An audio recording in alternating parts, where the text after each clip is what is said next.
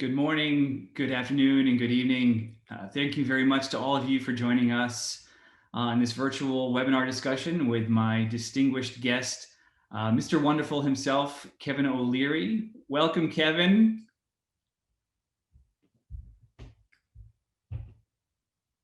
Thank you, thank you. Great to have you. Happy holidays to you. Hope you and your family have all been staying well in these little challenging times. Great to have you. I'm Paul Boutros, the head of watches for the Americas for Philips. We're here just a few days in advance of our flagship New York watch auction. It's titled Racing Pulse, and it's taking place on December 12th, starting at 10 a.m. Or 7 a.m., 10 a.m. Eastern time or 7 a.m. Pacific time. A little bit of an intro on the sale. It will have a total of 138 lots, and every watch in the sale was selected to get watch enthusiasts' hearts racing. And there's a special section in this auction, one in which you, Kevin, have so generously supported. That section is titled Time Counts. It's a charitable initiative. We're working together with the One Drop Foundation and the Prince Albert II of Monaco Foundation. And all of these watches or all of these lots have been generously donated by celebrated personalities. All of the sale proceeds, including Philips's buyer's premium, will benefit these charitable foundations, and we're thrilled to support it. Every single lot in this sale will be in this section will be offered without reserve. So any bid is a good bid. So we're absolutely thrilled, Kevin, that you have supported this sale. You've donated one of the hottest watches on the planet, a Rolex Daytona with ceramic bezel that you've been frequently spotted wearing, especially on television. Please, let's tell the audience a little bit about yourself. We'd all love to learn about your background and your passion for watches. Yeah, I love collecting watches, and people ask me where that came from. When I was young, my mother remarried to a gentleman who joined the United Nations, and I lived in Cambodia, Tunisia, Ethiopia, Cyprus. I traveled the world every 2 years, and we ended up permanently in Geneva, Switzerland. So I was going to school there as a teenager, and my father was very passionate about two things, wine and watches. And he introduced me into the legendary brands of watches handcrafted in Switzerland. So when I was a teen, I was hooked. I didn't have any money. That was a problem. But I still had the desire, and it's been with me ever since. And I've since built what I consider to be what I wished I had when I was 18, but I'm glad I have it now. And I visit my dad, who's still alive in Geneva, and get to go all the great maisons. It's wonderful. It's terrific. And one thing about the watches that you're photographed wearing, you're on television wearing, they have red bands. Tell us about why. Yeah, you know, I have to frame it in the context of wardrobe, how important wardrobe is for television. And people don't think about those little nuances, but I remember in the early years of Shark Tank, it's been on for 12 years, very few television shows in the world last more than 7. And here we are going into our 13th season. Amazing. And in season 3, the head of wardrobe changed. And I showed up for the first day of shooting season 4, and she said, excuse me, where's your watch? I said, well, I have many watches. What do you mean, my watch? She said, the watch has to have a red band. I said, why?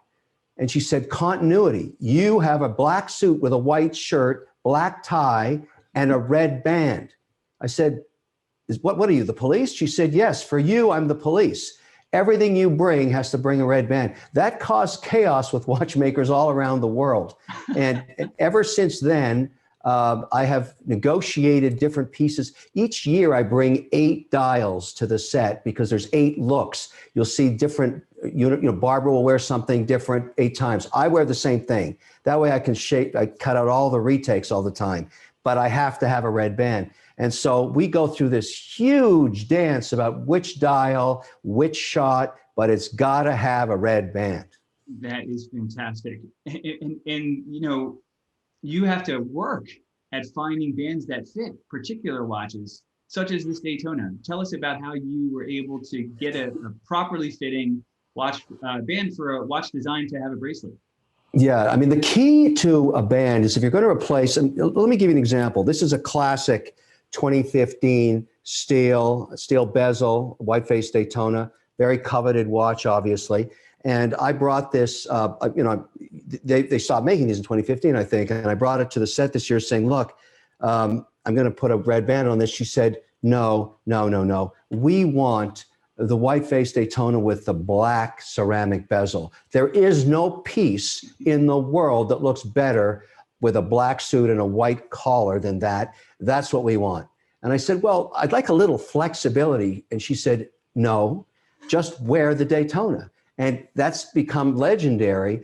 But to get the integration that's perfect, to actually, this is I'm wearing the sister of that piece. This is the blackface Daytona with the black band, but not as popular with her. She prefers the white face. But the integration, the only company I've found, as you know, Rolex doesn't provide a red band for this piece. The only company I found that can do the perfect integration is Rubber B out of Switzerland, headquartered in Miami. I don't own any of the company, but I certainly endorse the integration, the meticulous work they do on getting these perfect integrations. So it is the maker for me. I have many different brands, different pieces. They understand my mission on red bands. They have done some incredible integrations. This is an AP Jumbo with a red band, probably the only one in the world. I love that you brought us a selection of watches from your collection. Yeah, I mean, but you know, and here's probably the only FP Journe with a red band on it. This is one of 10 in the world, the New York Centigraph red band. You know, it's sort of I don't know. Once you're stuck in this situation, what do you do? But there's no piece like that watch. That I don't trade my watches. I don't sell my watches. In fact, when I heard about this auction, I actually called up the CEOs of a couple of watch companies just to check it out. And it came down with flying colors. AP knew about it. The FP Journe people knew about it. The Rolex people knew about it. And they endorsed it. Then I started saying, look, if I put one of my pieces in there, can I get a new one? And they said, no, all your pieces are almost one of a kind. Yeah. You're going to have to give it out of your heart, which I did. That Daytona, I'm happy to do it.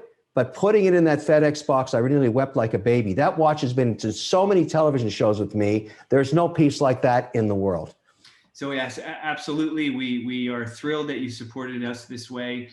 Tell us about how you found out about the One Drop Foundation, your relationship with them, and why you chose this watch. I mean, it's such a special piece, and you know, we'd love to hear more. It's probably, you know, I have a very large collection. I no longer say how many or where they are because I've had some trouble with theft over the decades, but it's probably the most known piece I have because it's appeared on more television shows than anything I've got, because it's such a favorite of, you know, I bring 8 pieces to the set and it's always, no, just wear that Daytona. I mean, you know, it is what it is. It's loved by the camera. It's loved by the audience. It's loved by the wardrobe department. It pops like no other watch. It just sings. And you know, people say to me, why are you so crazy about watches? Well, nobody needs a watch anymore, but I want to support the art and the craftsmanship of people who dedicate their lives to making these pieces, these incredible pieces that technologically you can get better time off your cell phone. But, you know, I remember some woman saying to me when I was flying to Dubai and I was wearing an FP Journe, and she said, how can you read the time on that thing? There's so many dials on it. And I said, I don't use this to read time. I use my cell phone. This is a piece of art. This is a piece of, it's a Picasso I'm wearing on my wrist. And it started a conversation. Watch dials start conversations between human beings. That's why I collect them. You're singing our tune. You know, we live for telling the stories of these fantastic watches. We've curated this auction. Every single watch in the sale has a good story to tell. We have this selection of 12 lots for time counts. Every one of them is special in their own way. And, you know, people like you who have taken a watch so precious to them and generously donated it. You know, we're so happy about it. And the catalog that we've created is Racing Pulse auction catalog. We tried our best to capture these stories and the thought behind the donations. and we're super excited for the sale. Kevin, do you want to take a look at some of the other? Yeah, let's go through it. I'm really excited. You've got some amazing pieces here. And let's talk about the brands. Let's talk about the dials. Let's talk about the provenance of these watches. They're amazing. Great, let's do it. So I've got some slides that I'm just going to pull up here. Bear with me a moment. So I'm sharing my screen here. So yeah, before we get into the watches, a little bit more about Time Counts. The One Drop Foundation was founded by Guy Laliberté, who's also the founder of Cirque du Soleil. And he's really the visionary behind this entire effort. His Highness Prince Albert II of Monaco is also partnered with all of us through his foundation, the Prince Albert II of Monaco Foundation. And these organizations are dedicated to providing clean water, sanitation, and environmental preservations in some of the most disadvantaged communities around the world. And like I mentioned, all proceeds are going to benefit the two foundations. So of course, we start with the first lot in this section, lot 63, your 116500 LN Daytona with ceramic bezel, white dial, and of course your signature red band. You look very sharp in this portrait of yours. I want to say that every watch in this section is being offered without reserve. That means any bid is a good bid. It could sell as low as $100 if there's no interest, but I have to tell you, your watch has generated tremendous interest already. We're less than 10 days away from the auction, and this has definitely generated significant interest for the entire section. So I'm very happy to hear that. I just want to say something about this watch. This Daytona has been with me through some incredible times. It's been almost everywhere in the world I've been. It's been on Good Morning America, CNBC, Shark Tank, CNN, BBC. That is a television watch. If that watch could talk, I mean, there is no, it's that Daytona, that one, that Daytona. Now, maybe I can replace it, but it won't be that piece.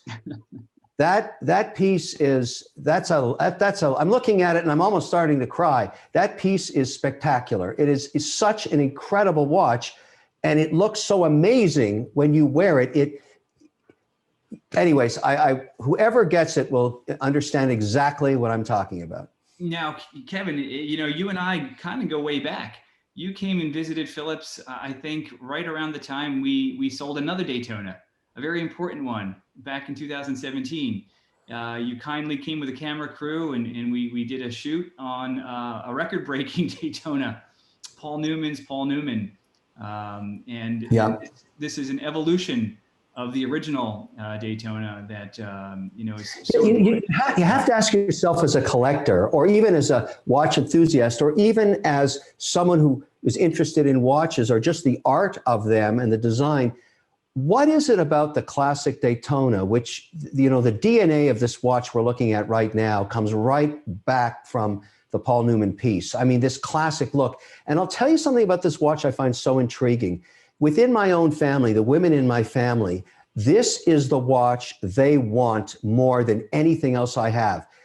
A watch that both women covet and men, has captured something in its design. And I speak a lot about dials. When I collect, the number one thing, it's not just the brand, it's how unique is the dial? How different is it from everything else I have? There is no look like the Daytona. The most recognized look on earth for a timepiece has to be the Rolex Daytona. I love many watches, but this piece, this watch, the look of this is, you can see it 20 yards away. It's just the way, I mean, look, I'm getting excited about it because I love it so much, but there is no piece like this. This thing, and then adding the black dial made it go into haute couture. It went into the sky on fashion. And it's the number one watch requested in every wardrobe department of every network I work with. They all want this watch. Yeah, I mean, the history of the Daytona, it's the story of watch collecting, really. In 1963, it was introduced, and it's slowly and gradually evolved over time. new innovations in watchmaking are always inserted into every iteration of the Daytona, and every year or two. Aesthetically, it's adapted to the times. It was first manually wound until 1988, and that changed the game for the Daytona when it used to be the worst seller, believe it or not, in Rolex's product portfolio, to becoming the #1 most sought after luxury watch, starting in the late 1980s. But of course, Paul Newman put that model on the map. Once the name Paul Newman was given to a certain style of Daytona by collectors in the 1980s, it really helped accelerate the model's popularity, Rolex's popularity, and watch collecting as a collecting genre in general. So yes. Paul, I'd ask you one thing about this piece that really defines it for me. This piece looks great with jeans and a white t-shirt, and it looks stunning with a tuxedo. How many dials can you say can do that? I mean, that's what's unique about it. Not many watches have such versatility. And another thing that you touched upon is how well it fits wrists. It fits wrists of all sizes extremely well. Ladies' wrists, men with big wrists, men with small wrists. It is designed to fit people's wrists around the world. And that is what Rolex does really, really well across their product line. They design great fitting wristwatches across cultures, across the set male or females. And this Daytona is proof of that. I was wearing this watch in a grocery store in Miami in March, and a woman came up to me and said, look, my son is graduating in Boston next week. I'll pay anything for that watch. I want to get him a Daytona. I said, I can't do it. I can't give this watch up. This Daytona has been in a million places with me. It's a part of me. I can't do it. She said, no, I'm willing to really step up here. I said, I can't. This watch is how many parents want to start their son's journey with watch collecting, or a coveted gift. And I'll let you in on a secret my son doesn't know. He's graduating as an electrical engineer. Oh. I've had one of these that I bought 4 years ago sitting in my vault. He is going to freak out when he sees it. Oh, unfortunately, great. I don't know if I can give it to him because I got to replace this one. No, you got to give it to your son. You got the black dial for you. I know. Hey, congrats to your son. I'm an electrical engineer. That's not an easy thing to do, to get a degree in AA. Well Paul, done. I paid for it. Don't worry. Oh, that's great. Well, congrats to him. Yeah. We have another important Daytona in Racing Pulse. It is the inspiration behind this exact model, a reference 6263 Big Red. That design, they modernized it in 2016 with this reference, and yes, it's a fan favorite. These they're really hard to get. They're so hard to get. Doesn't matter who you are. Walk into a Rolex dealership and they'll just smile at you when you ask for one of these. And for everyone watching, remember, bidding starts around $8,000, but there is no reserve, and every single bit that you pay will go to benefit these charitable organizations.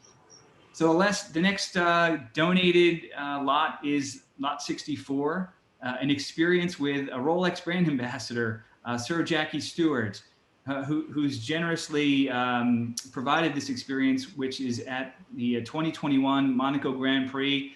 Fingers crossed that it can be held, but whenever it is held, it is the opportunity to attend the gala cocktail and dinner with the Prince, and it's a really special opportunity right at the launch of the Grand Prix. Again, offered without reserve. So for all racing fans, really a special opportunity. You know, if you love Formula Racing, his voice has become the brand. I mean, it's amazing. This guy's such a legend. Now, this piece is crazy chicken stuff. It's just a dial this is incredible. I mean, you're going to see that from 20 yards away too. It's beautiful. Yeah, and lot number 65 is a small independent brand named Rebellion. It's the Predator model. It's a unique piece created for the Formula One race car driver, Sebastian Buemi. It was originally sold in the Only Watch 2017 charity sale. Prince Albert has generously donated this. It's got a a very large minute hand. It's a regulator style dial with the hours showing at 10 o'clock and the seconds at 2 o'clock. The case is black PVD titanium in carbon fiber, a really unique look. And again, we're offering it without reserve, so any bid can win it. And we recommend the estimate at $10,000 to $20,000.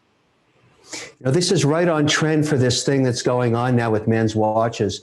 You saw it happen with Richard Mille. These really beautiful pieces of art dials that, you know, are so, you know, they light up. That's what this thing is. And I think that's what makes this piece special. You don't, you know, you want to get something that you don't see everywhere. I always say that to collectors. Go to the dial first. See what's unique about it.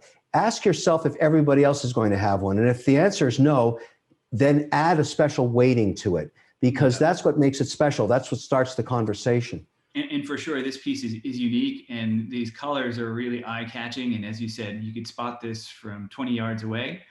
Really something to set you apart. Yeah, beautiful. Another watch donated by Prince Albert. It's another unique piece, Urwerk reference UR106. Urwerk is a wonderful independent brand. They make watches inspired by space travel. Here you have rotating satellite cubes that indicate the hours and constantly are spinning to get themselves ordered properly. And they point to the minute track at the bottom. This case is beautiful black with these yellow accents. A very cool piece, and it fits wrists really well. It's not very big, with a really large winding crown at 12 o'clock. Very, very fun piece. You know, this is well known by collectors. I call it a micro brand, but it's very coveted. When collectors start to build out, you know, past the classic brands, they start to look for unique pieces that there's not many of, that have eclectic dials that they can add to their collections. And this is definitely falls into that category. I think there's going to be a lot of interest in it because, first of all, a lot of people have never seen this watch before, but those that know about it and those that really go into the micro brands understand exactly what this means. Plus the provenance of this watch. I mean, yeah, you know, you can't beat it. Absolutely agree. So here's another black watch, but a pretty early black, one of the first black PVD coated wristwatches ever. A fantastic Porsche design made by Orfina from 1972, donated by Rory Kaplan. Rory Kaplan was a very talented musician. He was a backup singer and music writer for stars like Michael Jackson and Prince. This watch, he received it on his 28th birthday from his parents. It's a watch he spotted on the wrist of Tom Cruise in the movie Top Gun, and couldn't wait to get it and begged his family to buy it for him, and they did.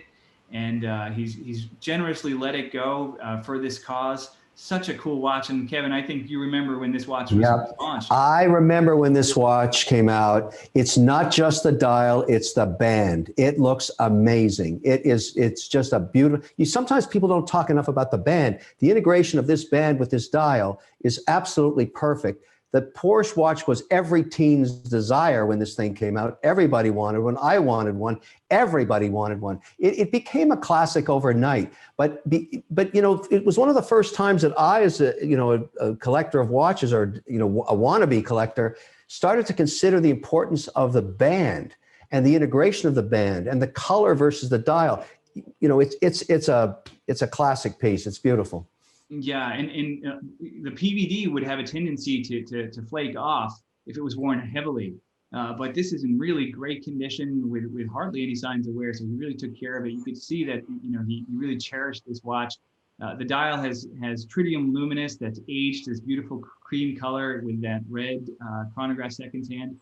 Really eye-catching and such a bargain, starting at $1,000. And it was designed with Ferdinand Porsche together with Orfina. What a cool watch.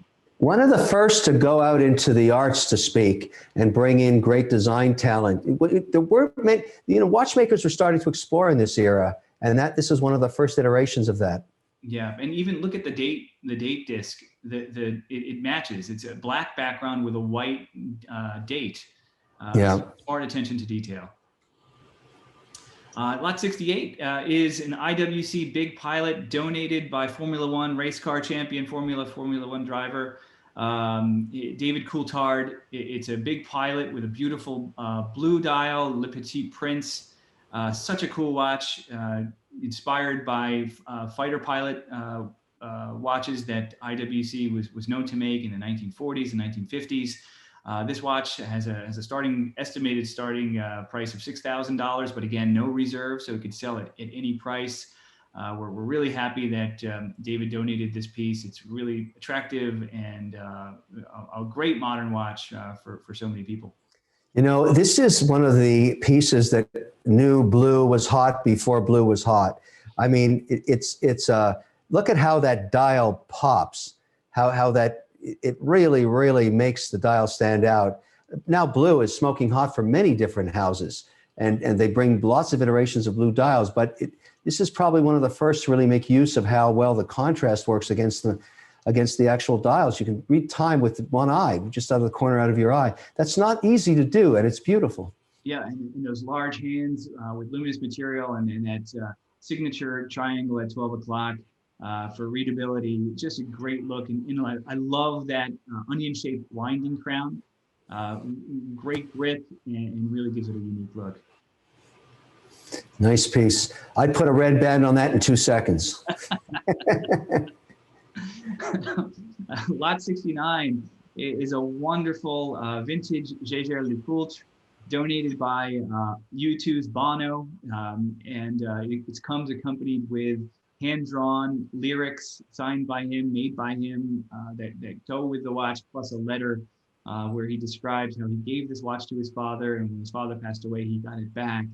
And he also talks about how his relationship with his dad, how grateful he is for giving him his voice. Just a touching letter and a really touching watch. The watch is all original in 18 karat pink gold, never restored. The dial has this beautiful patina that's developed. The case has not been polished. It's been worn, but never abused. I love this piece, and the estimate is very conservative at $1,000 to $2,000. Paul, I love the patina of this dial. I was taking a close look at it in the preview. It's got this beautiful texture to it that only time can give it. And by the way, this brand is a check-the-box brand for collectors. I have a Reverso, one of their other classics. You know, when you start to broaden out and you start to think about brands that you need to have in a, you know, when you meet with other collectors, this is right up there. So I bet you for Bono, this was not an easy give.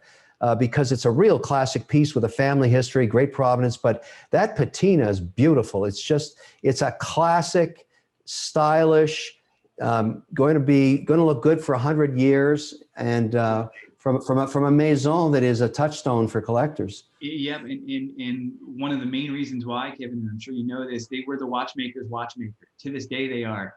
They supplied the movements in the 1930s, 40s, 50s, 60s, 70s. To Patek Philippe, Audemars Piguet, Vacheron Constantin, Cartier. They are known for robust, reliable movements and creativity and quality. And here's a JLC branded vintage wristwatch, not very common. It has the applied JL gold logo at 12 o'clock. Really a nice detail and a great watch for anyone. Beautiful. Yeah, I think you're going to get a lot of interest in that one, Paul. Yeah, I agree. Lot number 70. Jumbo time. Yes, and I think you've got a jumbo there in front of you. Yeah. I must say about jumbos. I mean, my jumbo has a red band, maybe the only one in the world that does.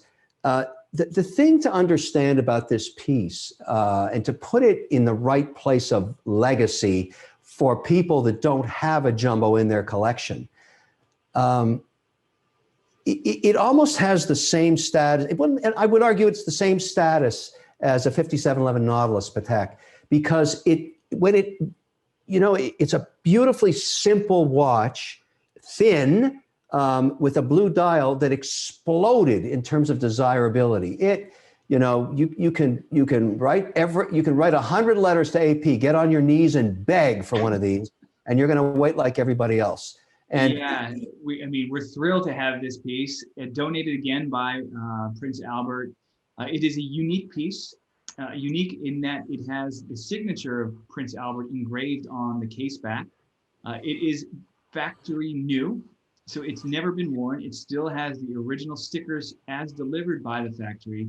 The guarantee card mentions it's a limited edition of one. So truly a unique piece. Again, 100% of the proceeds are going to charity. For me, the AP Royal Oak is one of the most important wristwatches of the 20th century. It was the first luxury sports watch introduced in 1972, designed overnight by Gerald Genta, housing the legendary movement, the Audemars Piguet Caliber 2120, designed in conjunction with Patek Philippe Vacheron Constantin, with Jaeger-LeCoultre's help. A legendary automatic caliber that's ultra thin, still produced today. Introduced originally in 1967, but it stood the test of time, and it found itself in the earliest Royal Oaks. It found itself in the earliest Patek Philippe Nautiluses and Vacheron's answer to the Nautilus in the Royal Oak, the 222. An amazing caliber. Audemars Piguet has continued the production of the jumbo since 1972. This is the latest iteration, the 15202 reference. Now with a beautiful blue dial. They brought back the AP logo at 6 o'clock. I think they reintroduced that configuration in 2016 as a nod to the Royal Oaks roots. And as you mentioned, it's one of the hardest watches in the market to get. AP produces very few per year. And here you have an opportunity to get a unique version signed by Prince Albert, all in support of a great cause. Let me add one other element, and let me speak as a collector about this piece. These are the cornerstone, pieces designed by one man who will never be replaced in watch legend.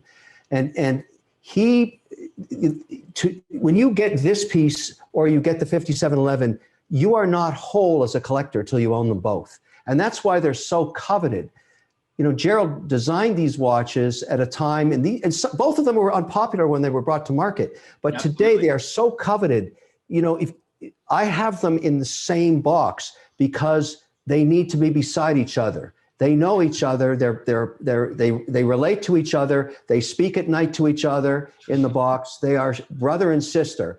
And every collector knows exactly what I'm talking about. This piece, this is going to be a cornerstone in this auction because you can't get it. B, the provenance is crazy. And number 2 and 3, it's new. It's basically, and if you own the 5711 and you don't own this, your 5711 is crying alone at night in the dark. It needs its brethren beside it. You're making me laugh. It's so true. And one fun fact, Kevin, you probably know this. When AP introduced this in 1972, it was the heart of the quartz crisis, which was decimating the Swiss mechanical watch industry. And they launched it. It was the most expensive stainless steel watch ever offered in 1972, in the midst of this crisis that the industry was going through. And AP's competing brand said, they're such idiots. They're going to go bankrupt because of this Royal Oak. And it took 2 or 3 years before sales finally took off. And one of the main reasons why was, Gianni Agnelli, of Fiat and Ferrari fame, was spotted wearing an early jumbo outside of his shirt cuff, and the rest is history. The Royal Oak accounts now for 75% of Audemars Piguet sales, if you include the offshore. Just such an important model, and kudos to AP for having the courage to launch something so audacious back in such a challenging time. I remember when I picked mine up years ago in New York, and I'm not kidding when I say this. I've been waiting so long for it, and it was such a wonderful experience to open the box and know it was mine. I actually cried. It was, because I already had the 5711, and I knew that I wasn't whole yet as a collector. It was missing in my psyche. And it's one of my favorite pieces. I love it. I just think this is a huge opportunity for somebody, and I think it's an incredible piece. Absolutely agree. Thanks, Kevin. And then the stars of the show, the top lots of Time Counts. They are 4 separate lots. Each is an AP Royal Oak Grand Complication. So you've got that wonderful Royal Oak design, and now you've got the very best of Swiss watchmaking in every element. You have high complications, you've got a perpetual calendar, you have a minute repeater, and a split seconds chronograph, all self-winding, housed in one of the most iconic case designs ever. 4 individual pieces, purchased originally by Guy Liberté. He's donated all 4 of them. He retained a 5th version, and the 5th one that he retained is a PVD coated example with a black case that he took to outer space. So as a civilian who had the opportunity to fly to space, he wore it on the International Space Station, and it was the first Audemars Piguet worn in space. I can certainly understand why he decided to keep that, but he's donated these other 4 from the same series. All of them are fitted on a strap. Kevin, if you had it, I'm certain it would have been on a red strap. We have from left to right, one in 18 karat yellow gold. The second one is an 18 karat white gold. The third one is an 18 karat pink gold. And on the far right with the brown strap is in stainless steel. The 2 on the left, the white gold and the yellow gold examples, they're both unique pieces. And the other 2 on the right, they all have serial number 1. The pink gold is one of 4 examples ever made, and the stainless steel is one of 5 examples ever made. Our recommended estimate range is $200,000 to $400,000. They're being offered without reserve. They are really, really special pieces. The skeletonization work is as good as Swiss watchmaking can get. You can imagine that these solid pieces of brass and steel, they're hollowed out by hand, carved out to just their most essential structural elements. And then everything that remains is hand engraved so finely and precisely. I love these pieces, and very, very thrilled to offer them. Now this is, I mean, for Guy to give up this is like a vertical of Chateau Latour. You know, you never drink them because you want to keep the vertical intact. But what he's done here is really from the heart. You know you're getting it from a collector who understands exactly what he has here. And if you do not have an AP, you're starting at a place where, I mean, these are crazy pieces. They are just crazy pieces. Yeah. And if you're a collector and you don't have an AP, it's going to be hard to top this. If you obtain this, you're starting at the top of the hierarchy of AP, without a doubt. And a fun fact about AP, you know, they started out as a complication specialist in 1875. They would make high complications and supply them to brands like Patek Philippe, Vacheron Constantin. That's what their specialty was. To this day, they are specialists this way. Every year throughout their history, even throughout the Great Depression and World War II, they would make at least one grand complication. Back then, it was pocket watches. But to this very day, this is their prestige piece. It's a symbol of their pride, and really it's their own thing, these grand complications, true to their heritage and tradition. And one thing we should say about each of these pieces, they just came back from Audemars Piguet and Le Brassus, freshly serviced. They are like new. They come complete with their original boxes and papers from when he purchased them back in 2010. They have multiple boxes, one piano-shaped box for each that helps the minute repeater sound. It's an amplifying, wooden amplifying sound board that really just showcases the piece beautifully, plus a special one-drop Audemars Piguet custom box for this very auction. Incredible. I mean, you're right. These are the rock star 4, but, you know, just really crazy pieces. And I'm looking at this saying, wow. I mean, if collectors are going to go a little bonkers for this, because you don't see this very often, and not this many in a lot ever. I mean, this is incredible. You know, I will say one thing, and this is, you can't say it, Paul, I will. Phillips, you guys have become the premier players in curating these kinds of auctions, and the trust you've built with collectors like me about what you bring forward and the diligence you do. As I just went through that experience on my Daytona, I was really impressed. I mean, it's obviously you care a lot about the piece, you care a lot about the buyer, you care about the seller. You want that to be a great transaction for everybody. I get it, but also a piece that comes into you goes through a very heavy diligence, which I have to respect now, and so does every other buyer. I've never heard anybody complain about buying a piece like that from you. I appreciate those kind words, Kevin. Yes, we are passionate watch people. I'm a collector at heart. I started with my father back when I was 10. And I always have the collector hat on when I deal with clients and when I select watches. The watches that we select for our auctions, whether it's this charity sale or the regular auction, they're watches we would buy with our own money. and every one of them. So if you turn to a random page in any of our sale catalogs, you put your finger on it, it's a watch we would wholeheartedly recommend. We love doing things like this, working with celebrities like you, Kevin, because you are a real champion for watches. That and you have a good following, and you help us get the word out on the greatness of collectors' watches. So many of us have, really gained so much, whether it's from experiences or friendships. And I want others to experience the joy that I experience with watches. And I know you're the same way.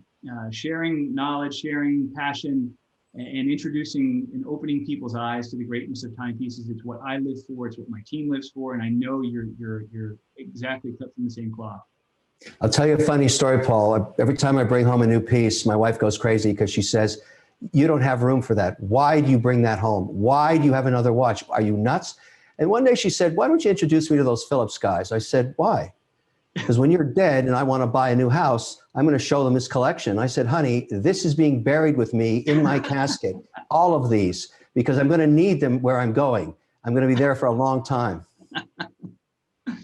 We most happy to help her. If you ever need to move a piece to get something else.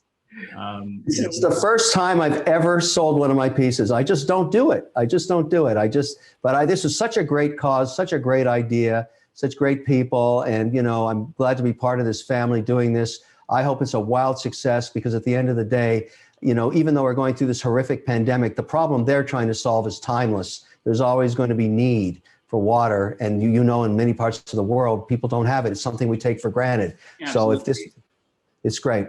And now more than ever, with sanitation being so important to preventing disease spread, this cause is the right one for the moment.